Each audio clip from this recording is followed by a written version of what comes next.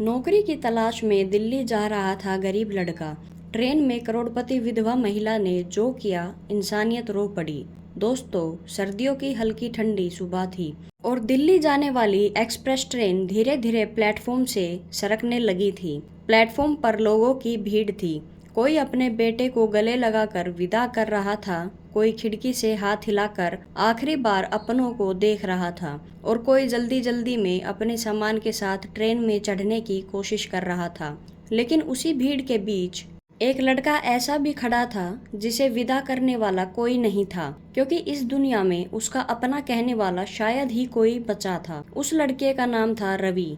लगभग 22 साल का दुबला पतला लड़का, साधारण कपड़े, पैरों में पुराने जूते, कंधे पर एक पुराना सा बैग जिसमें शायद उसकी पूरी जिंदगी समाई हुई थी, और आंखों में सपने, इतने बड़े सपने कि अगर कोई ध्यान से देख ले तो समझ जाए कि यह लड़का हार मानने वालों में से नहीं है। रवि पहली बार अपने छोटे से गांव से निकलकर दिल्ली जा रहा था, नौकरी की तलाश में। उसके पास पैसे बहुत कम थे, जेब में कुल 420 और टिकट भी जनरल डिब्बे का। लेकिन उसके दिल में उम्मीद बहुत बड़ी थी। ट्रेन जैसे ही धीरे धीरे आगे बढ़ने लगी, रवि खिड़की के पास खड़ा होकर अपने गांव की तरफ देखने लगा। मिट्टी के छोटे छोटे घर, दूर खेतों में खड़े पेड़ और वही कच्ची सड़क जिस पर वह बचपन में दौड़ लगाया करता था। उसकी आंखें हल्की सी नम हो गई, क्योंकि उसी गांव में उसकी माँ की यादें बसती थी। 2 साल पहले ही उसकी माँ इस दुनिया को छोड़कर चली गई थी और उस दिन के बाद से रवि की जिंदगी जैसे अचानक खाली हो गई थी। उसकी माँ अक्सर उसे कहती थी, बेटा एक दिन बड़ा आदमी बनना, इतना बड़ा कि किसी गरीब को मजबूर होकर भूखा ना सोना पड़े। यही शब्द रवि के दिल में जैसे आग बना जलते थे। शायद इसी आग ने उसे आज इस ट्रेन तक पहुंचा दिया था। ट्रेन अब रफ्तार पकड़ चुकी थी और जनरल डिब्बे में इतनी भीड़ थी कि सांस लेना भी मुश्किल हो रहा था। लोग सीटों पर, फर्श पर, दरवाजे के पास जहां जगह मिल रही थी वहीं बैठ गए थे। रवि किसी तरह दरवाजे के पास खड़ा हो गया। ठंडी हवा उसके चेहरे से टकरा रही थी, लेकिन पेट में भूख की आग अभी भी धीरे धीरे बढ़ रही थी, क्योंकि सुबह से उसने कुछ नहीं खाया था। कुछ देर बाद उसने अपना पुराना बैग खोला और उसमें से कपड़े में लिपटी 2 सूखी रोटियां निकाली। वो चुपचाप दरवाजे के पास बैठ गया और धीरे धीरे रोटी खाने लगा। तभी सामने बैठे कुछ अमीर दिखने वाले लड़कों की नज़र उस पर पड़ी और वो आपस में हंसने लगे। एक लड़का बोला, देखो भाई, दिल्ली जा रहा है और खाना देखो इसका। दूसरा हंसते हुए बोला, ऐसे लोग ही दिल्ली जाकर झुग्गियां बसाते हैं। उनकी बात सुनकर रवि के हाथ कुछ पल के लिए रुक गए, लेकिन उसने कुछ नहीं कहा। गरीबी ने उसे एक चीज बहुत अच्छे से सिखा दी थी, चुप रहना। उसने चुपचाप रोटी का टुकड़ा तोड़ा और खाने लगा। थोड़ी देर बाद ट्रेन एक बड़े स्टेशन पर रुकी और अचानक डिब्बे में भीड़ और बढ़ गई। लोग धक्का देकर अंदर घुसने लगे। तभी अचानक किसी ने जोर से आवाज लगाई, जरा रास्ता दीजिए, रास्ता दीजिए। और अगले ही पल कुछ सिक्योरिटी गार्ड जनरल डिब्बे में घुस आए। उनके पीछे पीछे एक महिला अंदर आई। जैसे ही वह महिला डिब्बे में दाखिल हुई, कुछ सेकंड के लिए पूरा माहौल शांत हो गया। वह करीब 40 साल की बेहद खूबसूरत और शालीन महिला थी। उसने सफेद और सुनहरे बॉर्डर वाली बेहद महंगी साड़ी पहन रखी थी। हाथ में हीरे की अंगूठी चमक रही थी और चेहरे पर एक अजीब सा सन्नाटा था। ऐसा सन्नाटा जिसमें दर्द भी था और गहरी थकान भी। ऐसा लग रहा था जैसे वह महिला बहुत अमीर भी थी और बहुत अकेली भी।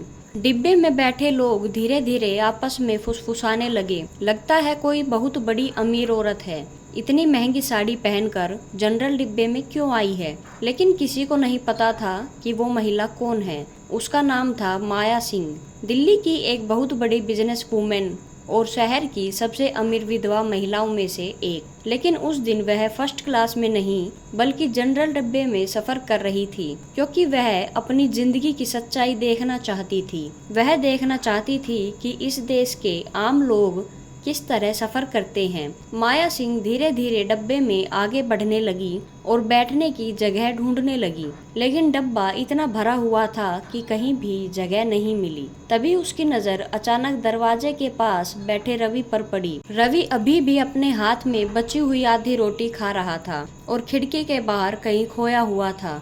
उसकी आंखों में थकान थी, लेकिन उसी के साथ एक अजीब सी ईमानदारी भी। माया कुछ सेकंड तक उसे देखती रही, फिर धीरे धीरे उसके पास आकर खड़ी हो गई। रवि घबरा गया और तुरंत उठकर खड़ा हो गया। उसने विनम्रता से कहा, आप बैठ जाइए मैडम। माया ने हल्की मुस्कान के साथ पूछा, और तुम कहाँ बैठोगे?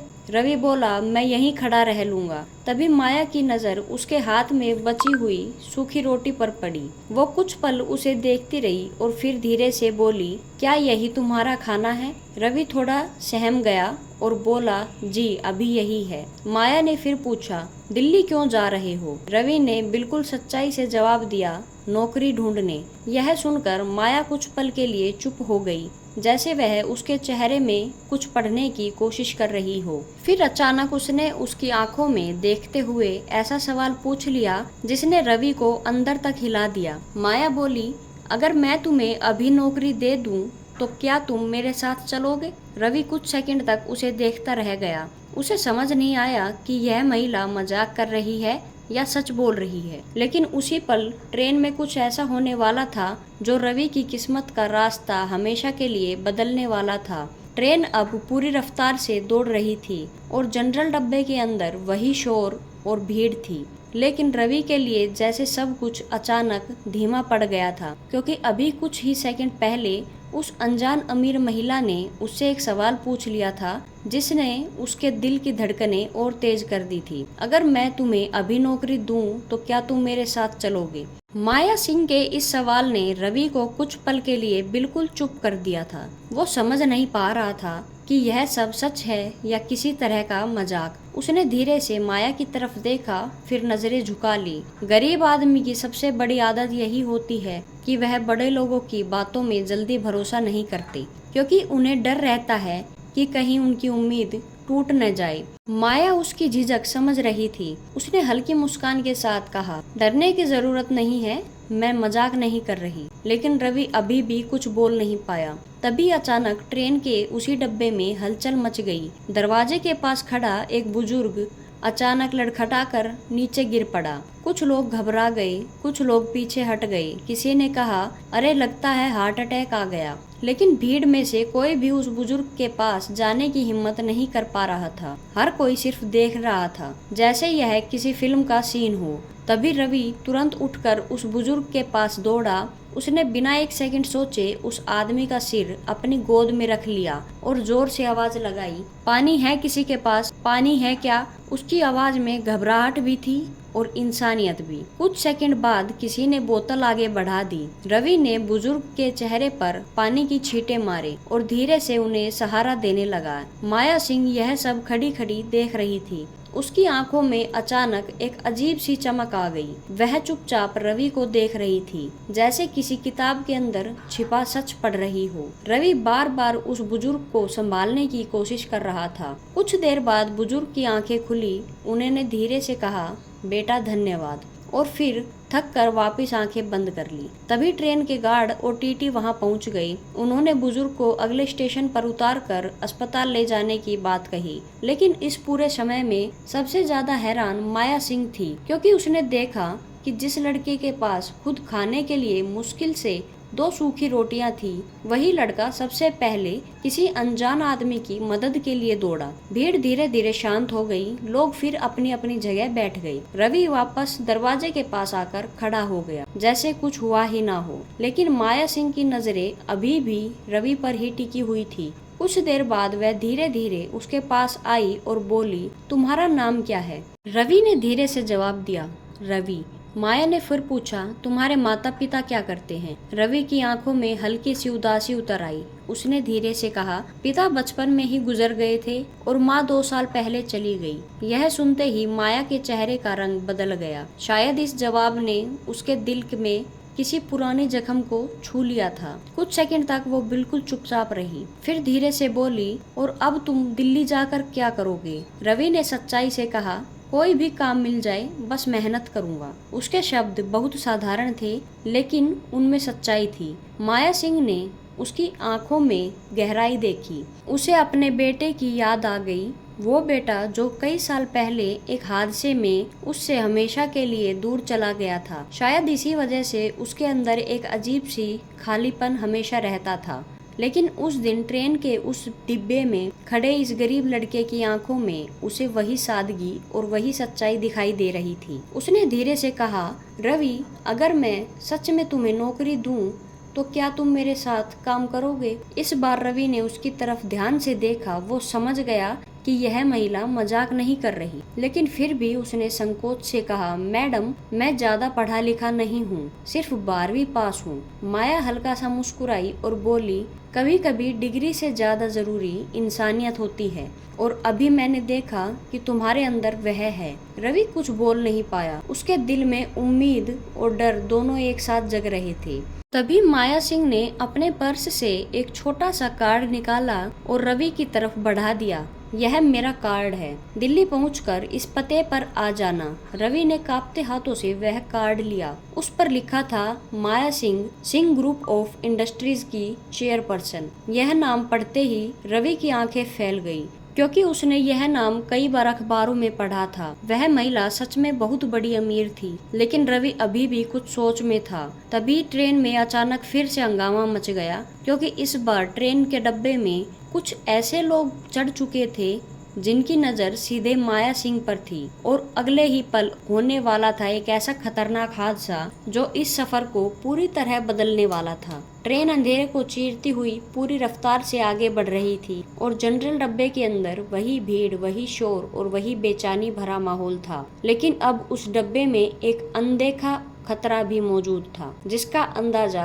अभी किसी को नहीं था। रवि अभी भी अपने हाथ में माया सिंह का विजिटिंग कार्ड पकड़े रखा था, और उसकी आंखें उस छोटे से कागज पर लिखे नाम को बार बार पढ़ रही थी, Maya Singh, Singh group of industries. उसे विश्वास नहीं हो रहा था कि इतनी बड़ी अमीर महिला ने उससे खुद नौकरी की बात की है। उसको पहली बार ऐसा लगा कि सच में उसकी किस्मत बदल सकती है। लेकिन उसी समय ट्रेन अगले स्टेशन पर धीरे होने लगी, और दरवाजे में कुछ नए लोग जनरल डब्बे में चढ़ गए। वो 4 आदमी थे। उनके कपड़े साधारण थे, लेकिन उनकी आंखों में एक अजीब सी चालाकी थी। जैसे ही वह अंदर आए, उन्होंने चारों तरफ नजर घुमाई, और अगले ही पल उनकी नजर माया सिंह पर जाकर टिक गई। उनके चेहरे पर हल्की सी मुस्कान आ गई, जैसे उन्हें वही चीज मिल गई हो जिसकी उन्हें तलाश थी। डिब्बे के बाकी लोगों को कुछ समझ नहीं आया, लेकिन रवि ने उन लोगों की नजरों में छिपी मंशा को महसूस कर लिया था। गरीब आदमी का एक फायदा होता है,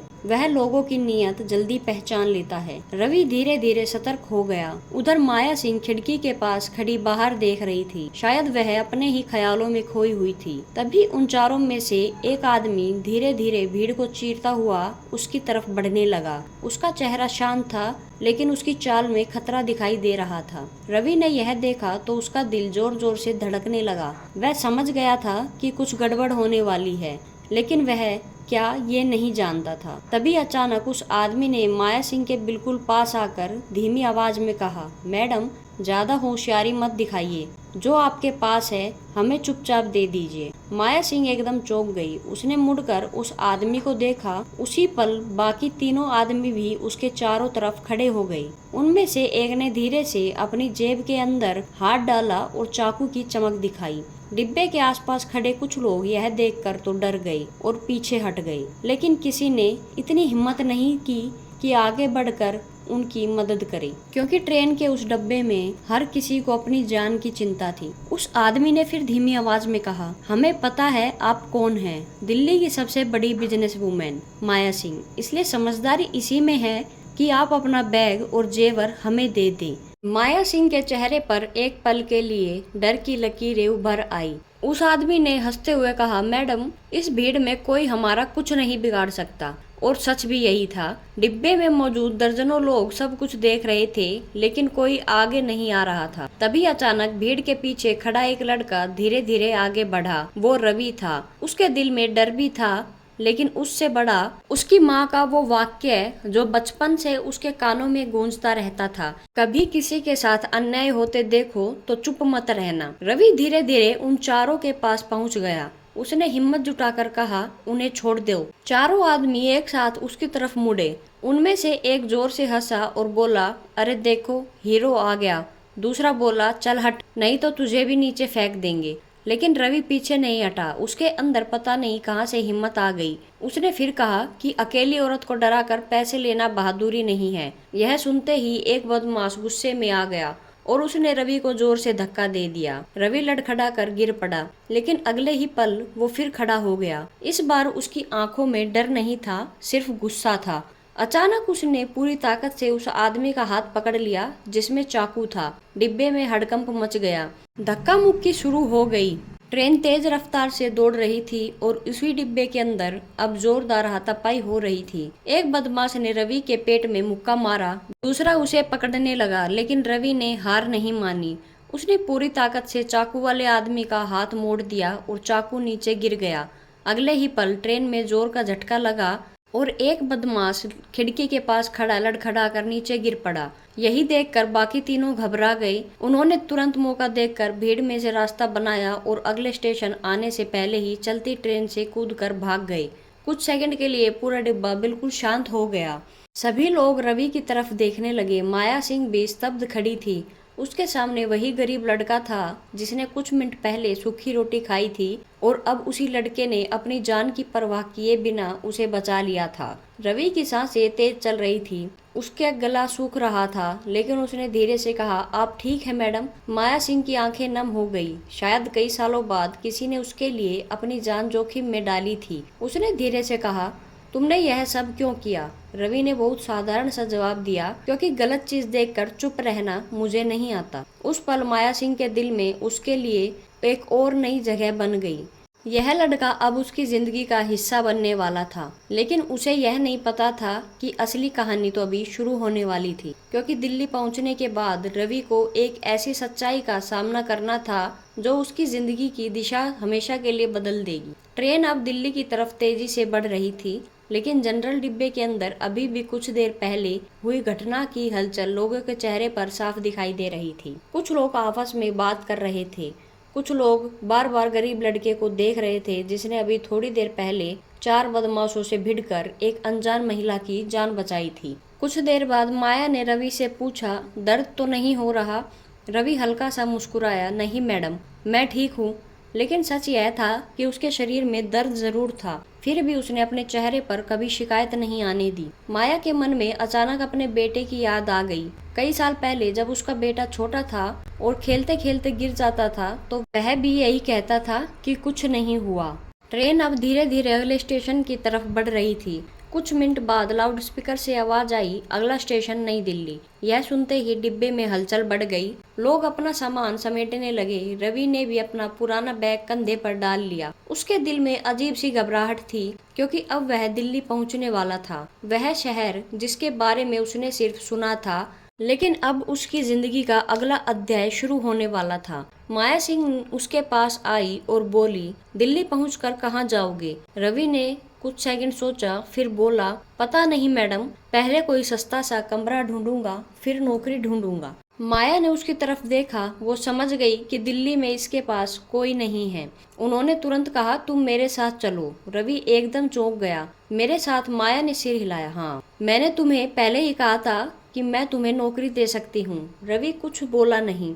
उसे लगा जैसे वह सपना देख रहा हो। तभी ट्रेन प्लेटफॉर्म पर आकर रुक गई। दरवाजा खुलते ही लोगों की भीड़ बाहर निकलने लगी। शोर, आवाजें।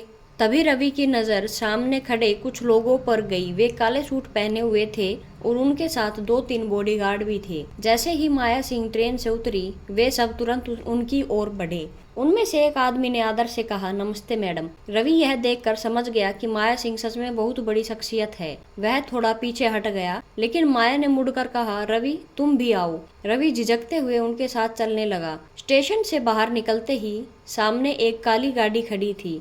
रवि उसे देखकर चौंक गया। उसने जिंदगी में पहली बार इतनी महंगी गाड़ी देखी थी। ड्राइवर ने तुरंत दरवाजा खोल दिया। माया सिंह अंदर बैठ गई। फिर उन्होंने रवि की तरफ देखा और कहा, बैठो। रवि कुछ पल हिचकिचाया, लेकिन फिर धीरे से कार में बैठ गया। कुछ देर तक कार में खामोशी छाई रही। फिर माया सिंह ने धीरे से पूछा, तुम्हें डर तो नहीं लग रहा रवि? रवि हल्का सा मुस्कुराया, थोड़ा माया भी मुस्कुरा दी। डरना मत, कभी कभी जिंदगी अचानक अच्छा मोड़ भी दे देती है। लगभग आधे घंटे बाद कार एक बड़े से बंगले के सामने जाकर रुकी। वह बंगला किसी महल से कम नहीं था। रवि ने धीरे से पूछा, क्या यह आपका घर है? माया ने सर हिलाया। हाँ। रवि धीरे धीरे कार से उतरा। उसे विश्वास नहीं हो रहा था कि कुछ घंटे पहले जनरल डिब्बे में बैठा और अब इतने बड़े आलीशान महल के अंदर खड़ा है। जैसे ही वह अंदर पहुंचा, उसकी नजर दीवार पर लगी एक बड़ी सी तस्वीर पर पड़ी और अगले ही पल उसके कदम वहीं रुक गए, क्योंकि उस तस्वीर में जो चेहरा था वो चेहरा किसी और का नहीं बल्कि बिल्कुल उसी की तरह दिख रहा था। रवि की आंखें हैरानी से उसे देख रही थी। तभी माया सिंह भी अचानक उसकी तरफ देखने लगी, क्योंकि उन्हें भी अब एक ऐसी सच्चाई का एहसास होने लगा था जो उनकी जिंदगी को हमेशा के लिए बदल सकती थी। दीवार पर टंगी वह तस्वीर बिल्कुल ऐसे लग रही थी जैसे वह उसी का अक्स हो। वही आंखें, वही चेहरा, वही मासूमियत। बस फर्क इतना था कि तस्वीर में दिख रहा लड़का महंगे कपड़ों में था, उसके चेहरे पर एक अमीर घराने की चमक थी। रवि कुछ पल तक उस तस्वीर को घूरता रहा। उसके मन में हजारों सवाल थे। तभी पीछे से माया सिंह आई और बोली, ये मेरा बेटा है जो लगभग 18 साल पहले एक भयानक हादसे में हमसे हमेशा के लिए छिन गया। उस हादसे के बाद से माया की जिंदगी जैसे आधी हो गई थी। पैसा, शोहरत, बड़ा घर, सब कुछ होते हुए भी उसके दिल में हमेशा एक खालीपन रहता था। लेकिन आज उस दीवार के सामने खड़ा यह गरीब लड़का उस खालीपन को अचानक जगा रहा था। माया धीरे धीरे रवि के पास आई। उसने धीमी आवाज में पूछा, क्या हुआ रवि, तुम ऐसे क्यों देख रहे हो? रवि ने धीरे से उस तस्वीर की तरफ इशारा किया। उसकी आवाज कांप रही थी। मैडम, यह लड़का। माया ने हल्की सांस ली और बोला, मेरा बेटा था, आर्यन। रवि चौंक गया। उसने फिर तस्वीर को देखा। उसके मन में अजीब सा एहसास होने लगा, क्योंकि वह चेहरा सच में उससे बहुत मिलता था। माया ने धीरे से कहा, 18 साल पहले एक एक्सीडेंट में वह चला गया। यह कहते कहते उसकी आवाज भारी हो गई। कमरे में कुछ पल के लिए गहरी खामोशी छा गई। रवि कुछ नहीं बोला, वो सिर्फ चुपचाप खड़ा रहा। माया ने अपनी आंसू छुपाने की कोशिश की, फिर बोली, मैंने जब तुम्हें ट्रेन में देखा तो मुझे अजीब सा अपनापन महसूस हुआ। तभी माया ने अचानक पूछा, रवि, तुम्हारे माता पिता का नाम क्या था? रवि थोड़ा चौंका। उसने कहा, रामदास। माया कुछ सेकंड तक चुप रही, जैसे वह कुछ सोच रही हो। उसने फिर धीरे से कहा, तुम बैठो, मैं अभी आती हूँ। कुछ मिनट बाद माया वापस आई। उनके हाथ में एक पुरानी फाइल थी। उन्होंने धीरे से वह फाइल खोली और उसमें से एक कागज निकाला। फिर उन्होंने रवि की तरफ देखा और बोली, रवि, मैं तुमसे एक सवाल पूछना चाहती हूँ, सच सच जवाब देना। रवि ने सिर हिलाया। माया ने पूछा, क्या तुम्हें अपने बचपन की कोई ऐसी बात याद है जो तुम बहुत छोटे थे और कहीं खो गए हो? यह सवाल सुनकर रवि भी थोड़ा सिकुड़ गया। उसने कुछ देर सोचा, फिर धीरे से बोला, मुझे पूरी तरह याद नहीं, लेकिन माँ बताती थी कि जब मैं बहुत छोटा था तो किसी मेले के पास रोते हुए पाया था। माया के हाथ कांप गए। उसके दिल की धड़कन तेज हो गई। उन्होंने तुरंत दूसरा सवाल किया, तुम्हारी माँ, मतलब जिन्होंने तुम्हें पाला, क्या उन्होंने तुम्हें बताया कि वो तुम्हें कहाँ से लाई? रवि ने सिर हिलाया। उन्होंने कहा था कि जब मैं मिला तो शायद 2 या 3 साल का था। यह सुनते ही माया की आंखों से आंसू आ गए, क्योंकि 18 साल पहले जब उनका बेटा आर्यन में एक मेले में बिछड़ा था तब उसकी उम्र लगभग 3 साल ही थी। उस दिन बहुत खोजबीन हुई थी। पुलिस, अखबार, हर जगह खबर दी गई थी, लेकिन आर्यन की कोई खबर नहीं मिली। माया ने कांपती आवाज में कहा, अगर मैं कहूँ कि शायद तुम ही मेरे बेटे हो? यह सुनकर रवि चौंक गया। उसने धीरे से कहा, मैडम, ये कैसे हो सकता है? तभी कुछ 3-4 आदमी कमरे के अंदर दाखिल हुए। उनमें से एक ने कहा, मैं अनाथालय का मैनेजर हूँ, जहाँ से कई साल पहले एक बच्चा अचानक गायब हो गया था। कुछ दिन पहले हमने पुरानी फाइल में उस बच्चे की तस्वीर देखी और उसमें लाया तो रवि का चेहरा हूबहू मिल रहा था। माया सिंह ने कहा, इसका मतलब यह मेरा बेटा है। बुजुर्ग आदमी ने कहा, यह पता करने का एक ही तरीका है, डीएनए टेस्ट। कुछ दिनों बाद रिपोर्ट आ गई और उसमें साफ लिखा था, माया सिंह का खोया हुआ बेटा आर्यन ही रवि था। उसके बाद उन्होंने एक ट्रस्ट की शुरुआत की, सावित्री इंसानियत ट्रस्ट, जहां वे गरीब बच्चों का पालन पोषण करते थे। हजारों बच्चों को रहने की और पढ़ाई की सुविधा मिलने लगी। आज की हमारी कहानी आपको कैसी लगी कमेंट बॉक्स में ज़रूर बताएं। साथ ही आप नए हैं तो हमारे चैनल को सब्सक्राइब करना ना भूलें। धन्यवाद। जय हिंद। राम राम।